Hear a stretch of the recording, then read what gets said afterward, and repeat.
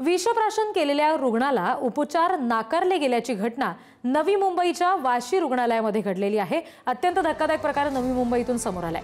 Bed उपलब्ध नसल्याचं सांगून उपचार द्यायला नकार दिला गेला।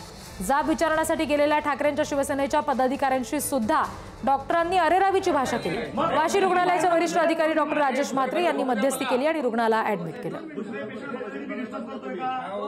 पेशंट डिस्टर्ब व्हायला ना, तुमचे सगळे कार्यकर्ते बसल्यामुळे होतं। काय डिस्टर्ब होत नाही साहेब, तुम्ही जे पहिले बोलताय ना चुकीचं बोलताय। लक्षात घ्या।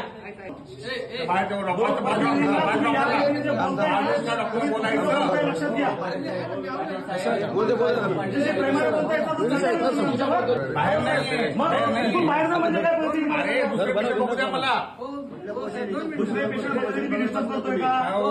पेशंट डिस्टर्ब व्हायला ना, तुमचे सगळे कार्यकर्ते बसल्यामुळे होतं। काय डिस्टर्ब होत नाही साहेब, तुम्ही जे पहिले बोलताय ना चुकीचं बोलताय। सीएमओसरांना मी आवाज दिला, ते तिकडे दाखल नव्हते। आम्ही त्यांना आवाज देण्याचा प्रयत्न केला। आम्ही सापला पण सर कुठे आहे, त्यांनी बोलले की इथं नाहीये, ते 5 मिनिटं थांबा। तर ते त्यांच्या बाजूला म्हणजे टेबलच्या बाजूला एक रूम आहे, त्याच्या ते आतमध्ये झोपले होते। आम्ही त्यांना आवाज दिला, ते झोपेचा मोड झाला, ते आले डायरेक्टली। त्याने उद्धटपणे मला बोललं काय झालं बोल। मी सर म्हणलं एक फोन आहे, तुम्ही बोला, मला बेडची गरज आहे। फोन घेणार नाही, बेड अवेलेबल नाहीये, तू इथून निघ। त्यांनी ह्या भाषेत मला वार्ता केली।